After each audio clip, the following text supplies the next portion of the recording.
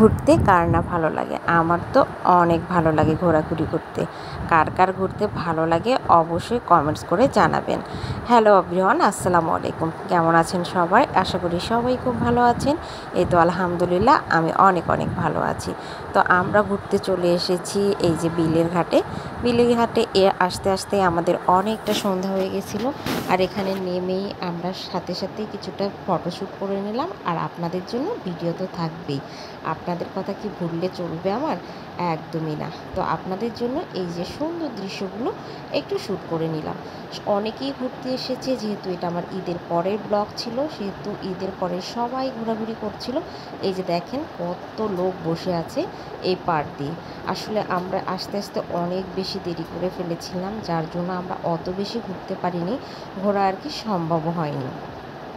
অনেক সুন্দর একটা পরিবেশ, আর এই গরমের দিনে এরকম পরিবেশে এসে থাকতে তো অনেক বেশি ভালো লাগে। চারদিকে ঠান্ডা হাওয়া বইছে। আর এই যে পিছনে দেখতে পাচ্ছেন আমার যা, সে সেলফি তোলা নিয়েই ব্যস্ত। তো সেলফি তোলার ফাঁকে একটু এসে আপনাদের সামনে একটু হাই বলার জন্য চলে এসেছে।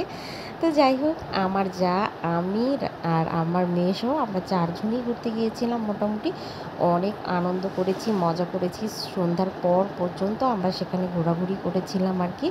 সন্ধ্যার একটু আগে গিয়েছিলাম, বা বেশ কিছুটা সময় আমরা ওখানে থেকেছিলাম। খুবই ভালো লাগছিল। আর যেহেতু বাড়িতে গরম, একদমই বোর হয়ে গেছিলাম, সেহেতু আমরা বেশি সময় নিয়ে ওখানে ঘোরাঘুরি করছিলাম।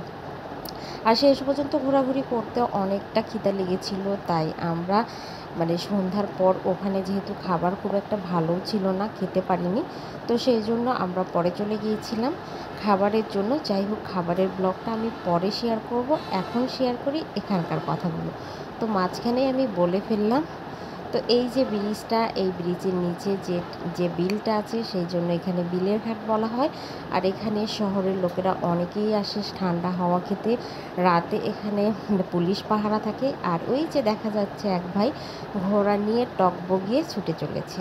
তো এইদিকে মাটির রাস্তা আছে, সেখানে বসার অনেক সুন্দর সুন্দর স্পেস আছে। একটু আগে যেটা দেখিয়েছিলাম আপনাদেরকে, সবাই বসে আছে। তো সেখানে চলে আসলাম।